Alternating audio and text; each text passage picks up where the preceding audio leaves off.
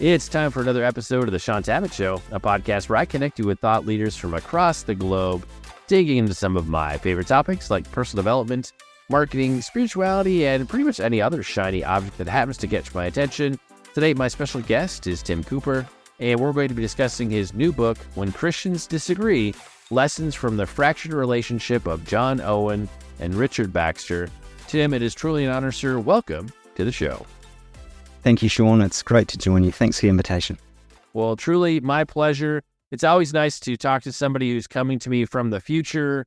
Lets me know I've got at least, 10 to 12 hours ahead of me before the world ends. So, this is your and my first time meeting. I know you're going to be brand new to the majority of my audience. So let's kick this off by having you share a bit of the Tim Cooper origin story.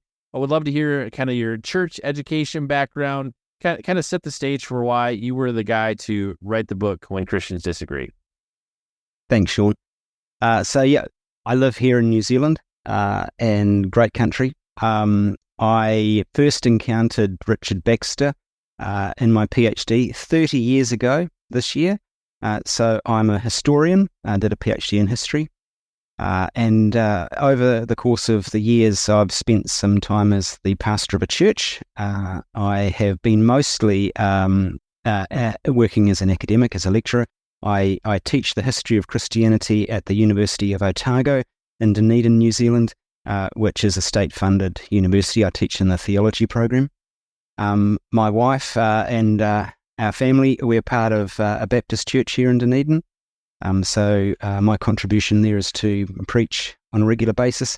I have a leadership role at my university as Dean of Learning and Teaching.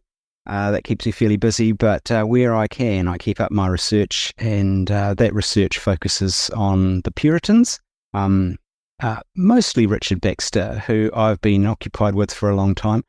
I sort of work within the history of ideas, but my approach to the history of ideas is to pay attention to very mundane human dynamics, such as geography and personality. We're not walking sets of ideas. We're not pristine and rarefied.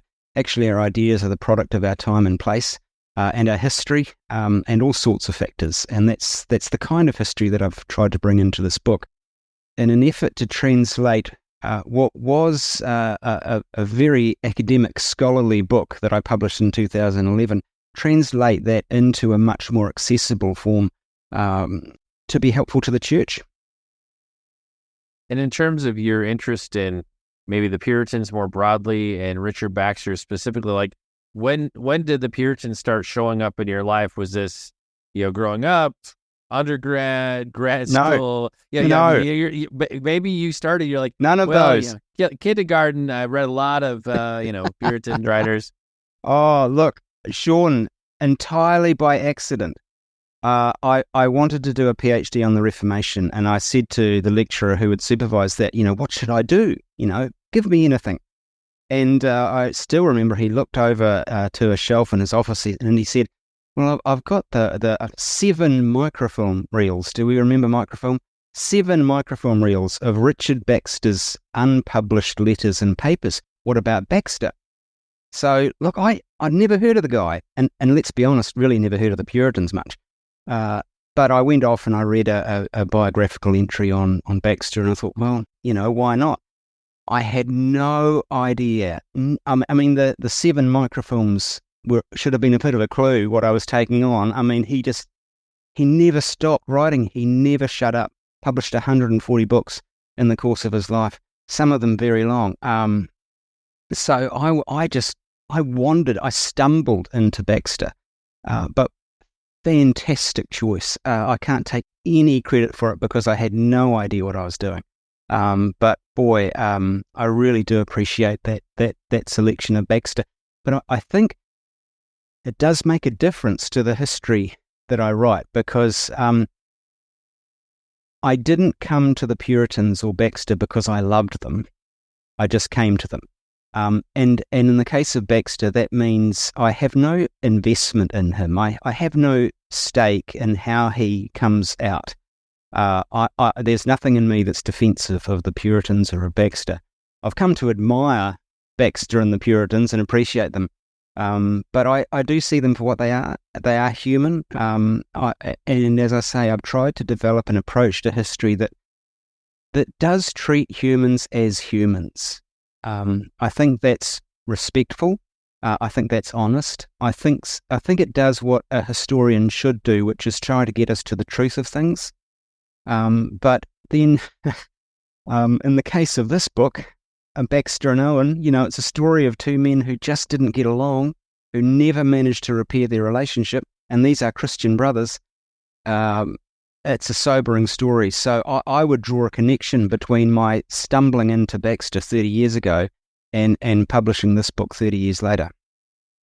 Well, I want to get to that in just a minute, but first I'd love to just pull a little bit more on the thread in terms of like studying Baxter. Clearly you've spent many, many hours at this point. Like, any specific ways just learning about him, like it impacted you, life, ministry, faith journey? Like, were there any things that the deeper you kind of went down that rabbit hole, like it shifted your life?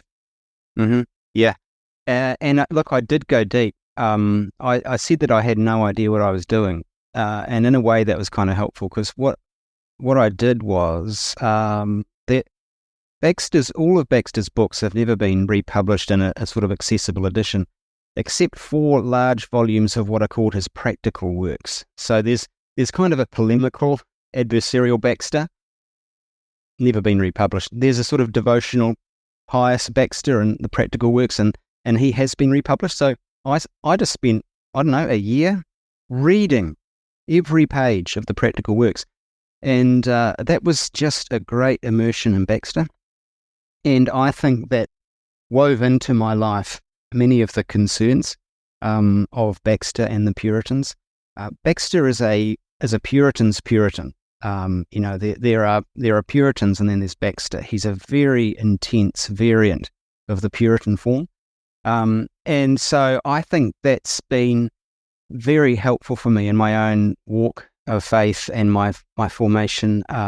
I think it's very helpful to bring in a voice from the past, because we live in a culture of comfort, a culture of commercialism, a culture of entertainment, and that is not the Puritan culture.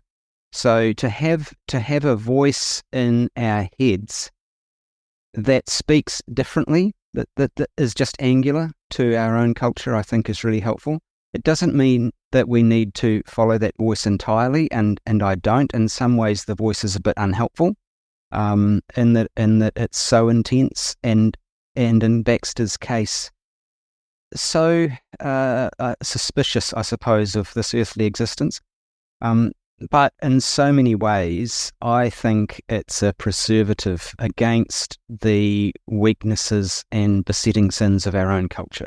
So I think that voice is helpful to hear, and I suspect that's why many people love the Puritans and love reading the Puritans, is that you get an enormous depth, you get incredible dedication, but from a different age, and that's that voice challenges us, and I think it's helpful for us to be challenged. And I'd love to hear too, just from your perspective as somebody who's in the academic space, especially in the church history space, why is it important that people are pursuing higher education? And I think, and if you're in this space, you're probably in some kind of a ministry space, likely too. Why do we really need to be about studying church history? Doesn't seem like it's as popular of a topic to go after in education right now. Yeah, it should be. Partly, there's the myth that the past is irrelevant, and to throw in, a big term, the Enlightenment. So before the Enlightenment, the mindset of the West was that the best lay in the past. That if you were to justify yourself in an argument, you'd need to cite old sources, and the older the better. The future was scary and uncertain, and anything new was viewed with suspicion. In the Enlightenment, in the 17th, 18th, 19th century, that flipped around, and we became very enamored with the new, with progress. We felt that things were getting better, and as a result, the past was irrelevant. And so we've bought into a myth that the past is irrelevant. The more I teach church history, the more I realize that it's very much relevant and living. It's astonishing to me that we have ideas in our heads that we think are our own, but actually they're only in our heads because of these various events and thinkers centuries in the past. I could take you back to Tertullian in the 2nd and 3rd centuries and show you how Tertullian's choice of language shapes the way we think about salvation right now. I could take you back to the Protestant Reformation and draw very profound connections with exactly that culture that I just talked about, the culture of commercialization and comfort and entertainment.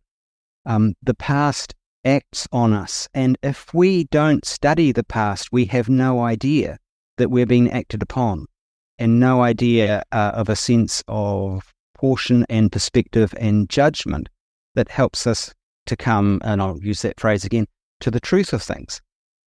History informs us and helps us to see our own ideas as in context, to be able to stand a bit outside our own culture and moment in the church and see it for what it is, and therefore to see it more truly and more helpfully, and to enrich us as a church. So that's a brief answer. You can probably tell I could go on for a long time.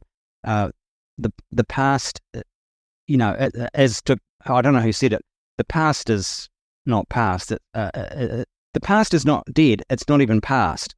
Something like that. It's still with us. It's still living, still affecting us. And in terms of when Christians disagree, you had mentioned that this really comes out of a more academic leaning work that you did. Like what was was this something you wanted to do? Did Crossway want to see this? Like, why was there a need for a more popular level version of this discussion, so to speak? I think it was my good friend Michael Haken at Southern Baptist Theological Seminary who said to me, he said, your book makes a great point, and I just want to make that point and help others see that point. But to get that, you've got to buy a very long, complex, and eye-wateringly expensive book. So he suggested to me the idea of writing a layperson's account, right? And at that time, the reason why I was talking to him is that I came to the point of I just wanted to get my research into places where more than 8 people would read it, right? So I had 3 ideas. All of them, I'm so grateful to Crossway. They've published all 3 of them. So I did an abridgment of each of Baxter's 2 classic texts, Saints Everlasting Rest, Reformed Pastor. I reduced them to 20% of the original size and 10% of the original size. And as I say, never shut up. I mean, the long book. I just condensed them down to the essence and modernized the language. And but this third idea was to sort of translate my own academic book into something that was comprehensible to someone who knows nothing about 17th century England and useful. As I say, I just want this to be useful to the church. I think we live in a moment, a cultural moment of polarization, even among Christians, and I'll do anything I can to provide resource, if you like. And I think church history is a resource. There's so much we do need to call on to meet this moment, but church history can be a part of that, and bringing to life this story of 2 men who did not get along, I think is a very helpful way of illuminating our own disagreements and what might be going on in them. And I can say, the further, like I started out in very Baptist Calvinist circles in terms of publishing and faith experience earlier in my journey. But as you kind of get away from some of those spaces, familiarity with the Puritans becomes less and less and less. So, for the person listening to or watching this, they're like, who are the Puritans? I guess maybe give us a little bit of context for who are the Puritans, and then really kind of the world of Owen and Baxter. Like, what is the world they were immersed in? Yeah, great. Good question. So the Puritans, the label of Puritan is an insult. No one wanted to be called a Puritan. Baxter called it the odious name. It was an insult towards those who wanted to purify the Church of England, who wanted to complete the Reformation. So the Church of England had become Protestant in the 16th century, but it still carried remnants of Catholicism. It didn't conform consistently enough to the pattern of worship and church government in the New Testament. And so the Puritans wanted to purify, they wanted to recapture that initial purity of the church. And the label that was attached to them from the 1560s was Puritan. So if any of us are in the evangelical tradition, and of course I'm in the evangelical tradition, if you go back to the 17th century, you come to the Puritans. That's our tradition. These are men and women who took the faith extremely seriously. They lived at a time when church and state were interlocked, when everyone who was born into a parish in the Church of England, and everyone was required by law to attend church on a Sunday morning. And that meant that church was a mixed bag. You had people there who didn't want to be there, through to those who really did. The Puritans were trying to lift the standard of the church. That's what they were about, to lift the standard of the church and of society and pursue God in a very determined way, marked out by a love of sermons, of preaching, but marked out by a very careful use of time, not wasting a minute, a very intentional and intense way of living out the Christian life. They set a high bar. Let's just say that. So that's the Puritans. The world of the 17th century. In the middle of the 17th century, in the 1640s in England, there was a civil war. So that the factors causing that war were to do with poor political leadership by King Charles, financial constraint and pressures, but also religious tensions between a sort of a vision of the church which would look like it was taking it back to its Catholic past, and a Puritan vision that wanted, of course, to take it away from its Catholic past. So there's tensions over the vision for the Church of England. It had become Protestant in the 16th century, but they were still fighting over what it was to be in that Protestant nature. And that was settled only in 1660 when the king was restored. So the king was executed in the 1650s. England is a republic. It's the age of Oliver Cromwell. It all ended in chaos. The king was restored, and then we get a much more settled Anglican Church of England. So in that context, Baxter and Owen are influential players in trying to enact a Puritan vision of the Church of England. And the Puritans never made it possible to permanently reform the Church of England in the way that they wanted, partly because they were divided among themselves. So those internal divisions, represented in the divisions between Baxter and Owen, hampered their effort to reform the church in the way that they wanted to. And again, in terms of, we'll start with Owen, because you've mentioned Baxter quite a bit. Like, for somebody who's coming to John Owen for the first time, like what are like the top 3-4 things like you need to know about Owen for some context? Owen is probably the foremost English theologian. He published 80 books. He's considered a towering theologian. He's less towering in my book, but that's the nature of the book. He, as well as being he's a curious mix. As well as being a theologian, he was also a very adept political operator, and he rose to prominence quite quickly. He became a chaplain to Oliver Cromwell. Oliver Cromwell appointed Owen first as Dean of Christ Church in Oxford, one of the Oxford colleges, and became Vice-Chancellor of the university for about 4 years in the middle of the 1650s. So Owen, and that is one way of reforming the church, because England's ministers were trained at Oxford and Cambridge. So he's also called sort of preacher-in-chief to the Cromwellian regime. He was well placed, as well placed as anyone, to enact a Puritan vision of the church in the 1650s. But he couldn't do it, not just because of internal divisions that showed themselves, but also because of Parliament. Any settlement had to be approved by Parliament, and that was actually, in the end, impossible. So Owen's trying to get us to think theologically and appropriately about God and the nature of faith in a very Trinitarian way, in an age when the doctrine of the Trinity is coming under attack in England.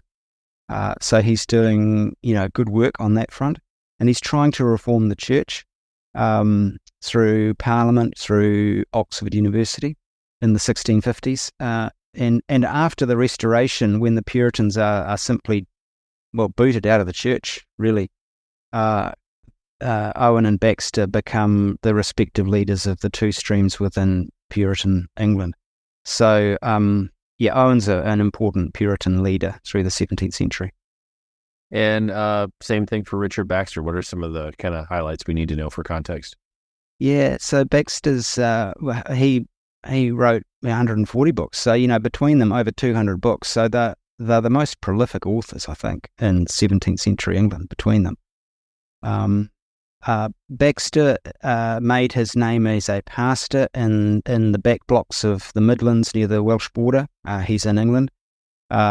He reformed his parish and set up a model for reformation of the parish elsewhere. So his approach to reformation is, if you like, from the ground up, and putting into practice, working together with other ministers, even if they thought different things on matters of church government or worship or theology, they could still work together very constructively. That was his vision for church unity through the 1650s, and he became noticed.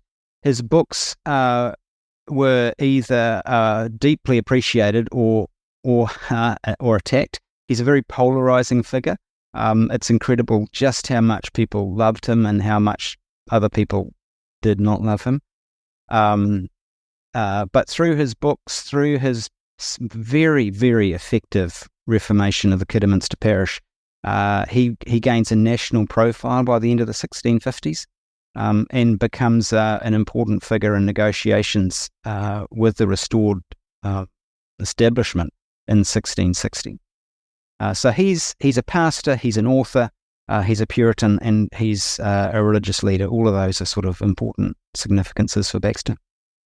And if we contrast kind of their day and age versus impacts in kind of the modern church context, like who's the more important, bigger, more influential person kind of in their time, but also today? Because if you're in like Calvinist, very conservative circles, you just think all these Puritans had the equal impact and you're just excited about all of them. But impact back then, impact today. Who's bigger? That's a really interesting question. Who would have had the bigger impact in the 17th century? Probably Baxter. Because his reach was greater. And if we think of impact in both positive and negative terms, then I'd say it's Baxter. But they're both pretty important. I had to think about that question. That's a tough call. What Owen is much more highly regarded now than Baxter in general. And the reason for that comes down to Baxter's theology of salvation. This was the first book that I wrote. It was my PhD thesis, and it explained why Baxter came up with his theology of salvation. And actually, I won't get into that book, but it has to do with a lot with his experience of the Civil War. Actually, he created a theology of salvation that is highly idiosyncratic. One word for it at the time was hodgepodge divinity. He remained committed to it for the course of his life, but it is, I've got to say, not unorthodox, not heretical, but a little bit suspect, certainly in Calvinist terms. He was a Calvinist, but he was an unreliable Calvinist. He was too worried that if we really believed that God chose the elect and determined and predestined their salvation, then we could do as we like. So he built a theology of salvation that prevented us from ever thinking that. In the Calvinist tradition, that means Baxter's looked at with some suspicion. He's looked at sideways. And while people would look at Baxter and say there's a lot to appreciate in him, it takes a bit of seeing, because it's hard to see past his theology of salvation. Whereas for Owen, he's utterly orthodox. He's a completely reliable Calvinist. Even gets called a high Calvinist. So in terms of bolstering the Calvinist and Trinitarian, I mean, there were. It's unfair to Baxter. I shouldn't even mention it. But Owen and others worried about even the basis of his Trinitarianism, and that was not justified. But I can understand in historical terms why they thought that. So Baxter's, if you're in the Calvinist Orthodox tradition, you just can't appeal to Baxter with the same confidence as you can to Owen. And in terms of kind of their fractured relationship, disagreement, like, is this something that grows over time and that reaches a point where there's no going back? Like, were they always in conflict, or like how does that develop over time? Yeah, well, that's the question of the book. Basically, how do relationships go wrong, right? And here's why I felt it was an important story. At the moment, we might be in conflict ourselves, or we might see conflict around us, and we might think, what is going on? Like, how did this happen? How did we get to this point? And it's very hard to see because you're in it, and there's emotional noise that just gets in the way of really seeing what's going on. If we go back 400 years, we silence the emotional noise. This is a relationship we don't have a stake in. So we can just observe it dispassionately and objectively. And because there's so much evidence to work with, because, as I say, Baxter never shut up, we can see how the relationship breaks down progressively, and we can excavate the different layers of that. Because you'd look at the dispute between Baxter and Owen and think, well, they have a theological disagreement, which is true. But if you go back earlier, one of the underpinning arguments of the book is that before they even met, they were bound to struggle to get along because of factors of their formation and upbringing and life experience and personality. This was always going to be a personality clash. So the theology matters, but so do other factors that are much more mundane. And I say that, and I wrote the book because I think that happens right now, that we get into a dispute over theology and cannot see what's really going on because we do not know the other person. We do not know we don't even know ourselves, right? I mean, part of the argument of the book is that Baxter and Owen couldn't figure out what's going on in themselves, right? They were too close to see what was happening. I can stand back from Baxter and argue, I think convincingly, that the Civil War had a profound impact on his theology. I don't think he'd be able to see that for a moment. He's way too close. So if we can, in our own conflicts and disagreements, bring in that measure of objectivity and know what we're looking for, we might see the same sort of dynamics going on. And that might help us to take the heat out of our disagreements. It might help us to find the common ground. So at the end of the book, in the conclusion, I asked the question, what could have been different? What could have made a difference in the relationship of these two men? And I identify several factors that I think would have helped, but were just impossible at the time or didn't happen. And it gives us a bit of a checklist for conflict that we're in, and helps us to think about what we might look for and ask ourselves that would have the effect of, I think, reducing conflict. We can still disagree. It's okay to disagree, but we can disagree amicably. We can disagree in ways that don't cause harm to the church and actually their approach to the cause of Christ. So that's, and I don't think I've actually answered your question of how the relationship broke down. Look, ask me again, Shaun. But this book tells that story, and that's why I think it's helpful to have that story. Let me rephrase it this way, because you imply this in the book, and I think you kind of implied it earlier in our conversation, that they each have their own vantage points, different geographies, like different. There's a lot of just circumstances that vary the lens that they're able to look through, so to speak. So are there any specifics in each of their worlds and circumstances that just prevent them from seeing or understanding the other, or just really jade their perspective in one direction or the other? Yeah. So I could illustrate that with the Civil War. The Civil War was fought between Parliament and the Royalists. Owen and Baxter were supporters of Parliament. They were on the same side in the war. But their experience of the war could not be more different. Baxter was in Royalist territory, so he was actually chased out of Kidderminster for fear of his life, literally. The threat of physical violence. So he's cast out of his home. He spends 2 years preaching to the garrison in Worcester, and then he worried about bad doctrine in the army, this "you can live as you like" doctrine.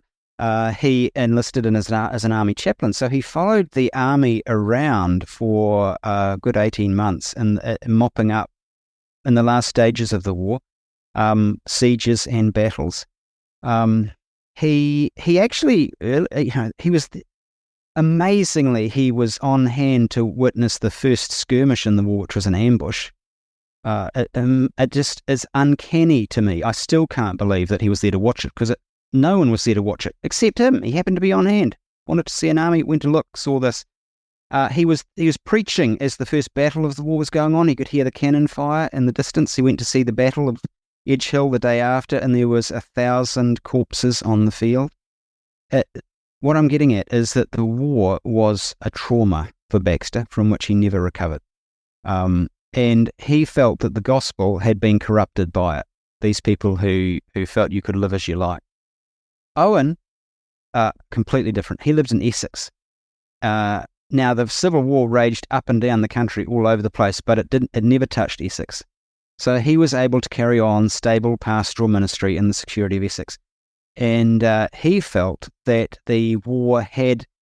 you remember I said earlier that the war was fought over different visions of the church? Well, that Catholic vision of the church had been defeated, if you like. And he felt the gospel had been secured by the war. Right, so he's able to rise above the physicality and carnage and destruction of it to appreciate the aims. And so for Baxter, the war was a trauma in which the gospel was corrupted. For Owen, the war was a triumph in which the gospel was rescued. And that just puts them in a different posture and makes it more difficult for them to understand, for each one to understand the view of the other, and sets them up to see the world differently. You mentioned the word lens, and I think that's a really, really helpful word. We, as humans, we don't see reality objectively. We see it subjectively and through a filter, through a lens. And so the formation of Baxter and Owen affected the lens through which they see the world. And then as they began to encounter each other, they began to, each one had a distorted view of the other. And they began to interpret each other negatively. And the encounters didn't improve. And that just helped the sort of sense of hurt and offence to accumulate. And so the filter gets more and more severe, it gets stronger, until they can't really see themselves objectively at all. They're seeing the other person through a filter of past actions, which leads them to interpret each other in the very worst way possible and not the very best way possible. And for Baxter, the worst comes in 1659 when his beloved hero, Richard Cromwell, the son of Oliver Cromwell, is basically replaced as Lord Protector in a coup engineered by the army. And who was behind that coup? Well, their chaplain, the chaplain to the army leaders. Guess who that is, right? Who else? Of course, John Owen, right? Now, not really like John Owen engineering a coup. He was ill at the thought of it. But for Baxter, well, totally plausible, because he's built up this filter of how Owen operates. And so when he hears secondhand this rumour that Owen was behind it all, he just believes it. So those filters, those lenses through which we see the world and through which we see the other person, they come into play in conflict. And if we could only recognise our filters, if we could only, see these, our glasses, and that we're wearing glasses, and if I put these on, Shaun, suddenly you're out of focus. I need to take off the glasses. I hope this story of Baxter might help, and Owen might help us to recognise that we wear glasses, and we should take them off as far as we can, because we're not seeing things clearly. And in terms of disagreement, was there a public debate? Did they write things against each other? Did they preach against each other? Like, how do two prominent leaders have a conflict at that time in that space? Good question. So one of the things that changed during the Civil War is that censorship broke down. Before then, all books had to have a license to be published, but now, anyone who could find a printer published something. And Baxter published a book presenting his new idiosyncratic theology of salvation. He sent the book to a friend to read before he published it, the manuscript, and the friend was not convinced about this theology of salvation. He had 16 questions for Baxter to ponder, and the last of them was, you should read John Owen's latest book, Death of Death and the Death of Christ, and just see if you agree with Owen and what he says there. So Baxter begrudgingly goes off and buys Owen's book and reads it, and what is for Baxter fairly mild terms, just criticises Owen's theology. Well, let me tell you that one thing about Owen and his personality is that he does not take well to criticism. Oh my goodness. So he writes a book. He's over in Ireland at this stage, chaplain to Oliver Cromwell. He writes a book, a short book, responding to Baxter's critique, and he's highly offended and critical of Baxter. So they first encounter each other in print, and it's a shame, really. Perhaps in another universe, when they met in person, that might have gone better, but this set them up for disaster, because from the very beginning, because Owen didn't like Baxter's criticism, and Baxter felt that Owen was just proud and touchy and couldn't be corrected. Baxter has an obstinate, tactless personality. So in combination, terrible combination. And then when they do meet, it's to meet as part of a small committee of about 10 or 12 leading Puritan thinkers and ministers to advise Parliament on a permanent settlement for religion and on a way to find church unity. And this is excruciating, because Baxter just cannot support what Owen wants and what most of the committee wants. So that exercise turned into a hugely frustrating exercise for Owen, as Baxter just dug his heels in and just offered resistance, nothing but resistance, on very principled grounds, but he just wouldn't budge. Neither would Owen. So it's very unfortunate. Circumstances just needled in on their differences and didn't help them to see the common ground, because that's the amazing thing about these two men. They have so much in common. They have so much in the way of shared interest. And they didn't get along? Really? What is going on there? So the book is trying to understand, how that happens, how two men with so much in common come to dislike each other with such hostility. And in terms of in the latter parts of their journeys or end of life, any kind of regret or remorse on either of these guys' part for not reconciling and just having this massive conflict? No. No, I'm sorry, Shaun. I've got nothing for you. It's no. What Baxter believed Owen did in 1659 was Owen's unforgivable sin. And in 1664 and 5, Baxter wrote the first two parts of what would eventually become, after his death, a 3-part autobiography. And in that manuscript, he laid a device that would detonate after his death. He included this accusation that Owen engineered the downfall of Richard Cromwell. And his poor editors, who were struggling with what to do with his autobiography after he died, one of them was just too faithful to Baxter to leave it out. He knew how important this was to Baxter. He said Baxter talked about it often, right? He talked about it often, like he never got over it. And the autobiography was published in 1696, 5 years after Baxter died, and 13 years after Owen had died, and revived the whole story and the whole accusation and caused a whole lot of offence. So, no, there's no happy ending. It's they could never overcome their past, their differences. And that mattered. They're the two most important Puritan leaders in Restoration England in the 1670s and 80s and 60s. And they couldn't get along. Like, what hope is there? So it's, oh my goodness, it's a story to pay heed to. It demonstrates how we can damage ourselves and the cause of Christ by not understanding our disagreements and not disagreeing in a more constructive and frankly Christian way. There is far too much pride in both of these men. They, strangely enough, they could see it in each other, but they couldn't see it in themselves. And oh my goodness, that's an important lesson, I think. We're blind to ourselves. It's incredible. You'd think we'd know ourselves quite well, and we don't. I'm 54 years old. I'm still getting to know myself.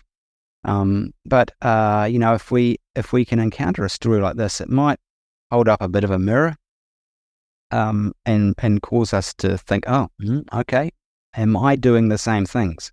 I mean, it's fun to sit here and talk to you about all they did wrong, but really I should get off this call and think, well, what about me? What am I doing, and how am I contributing to poor behaviour, and is there pride in me, and am I seeing things correctly in the other person, and what glasses am I wearing? I think they're good questions for us to ask ourselves in this current age.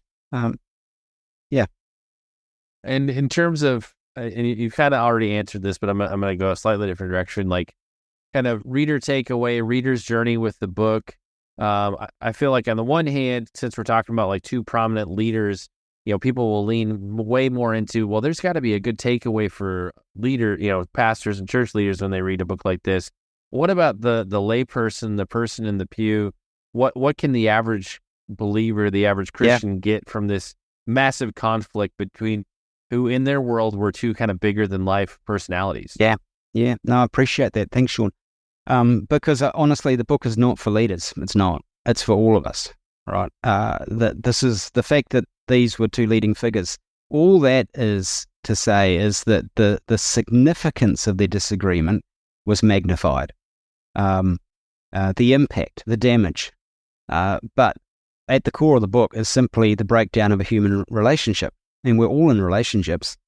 And we're all in relationship with humans who are flawed and sinful, and we are flawed and sinful. And so this is a story for everyone.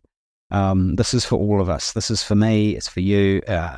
We need a story like this, I think, in our current moment of polarization, where it seems to me we are just struggling to understand each other, and also allowing matters of utterly secondary importance to overshadow the enormous common ground that we have as fellow brothers and sisters in the family of God. And So yeah, this is a human story for all humans everywhere.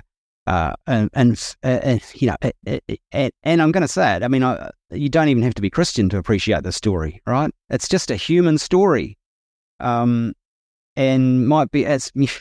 I'll make a big claim for the book. It's good for all humans to read this book.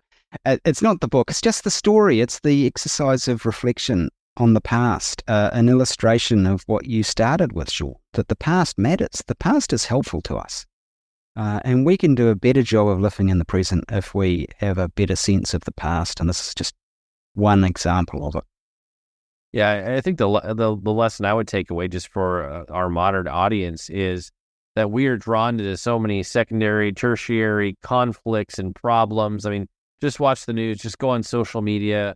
So much is just designed to get you worked up and offended. And we start taking on all this offense that it has absolutely zero bearing in our day-to-day life, you know, and so, you know, if I like what you said earlier, like if these two massive figures could have saw all the common ground they had, you know, maybe they could have ended up in a much better place.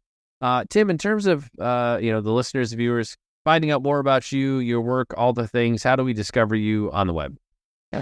Yeah, I'm sorry that I haven't made it very easy. I'm just not into social media, and I'm certainly not into self-promotion. Look, search for me at the University of Otago. You'll get a brief sense. My email address is there. I'm not trying to hide. I've just got other things to focus my mind and skills on, and social media is not one of them.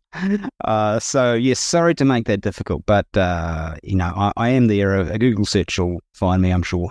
Yeah, we'll make it easy like we do with every episode. Well, links in the description and show notes to your academic profile on your institution's website, as well as links to places where people can pick up a copy of your new book. And like I said before we got into the interview, like 7 or 8 out of 10 academics don't have a webpage, don't have social media because they're busy being academics, which, you know, for better or worse, is probably more important than time on social media or time building a webpage. But sadly, thanks, Shaun. It's time to bring this episode of the Shaun Tabatt Show to a close. Many thanks for being a part of my conversation with Tim Cooper. Once again, our book today was When Christians Disagree, Lessons from the Fractured Relationship of John Owen and Richard Baxter. And Tim, I want to say thank you so much for sharing with us today. It's been an honor and a pleasure to have you on the show. Thanks, Shaun. I really appreciate it. It's been fun. Thanks.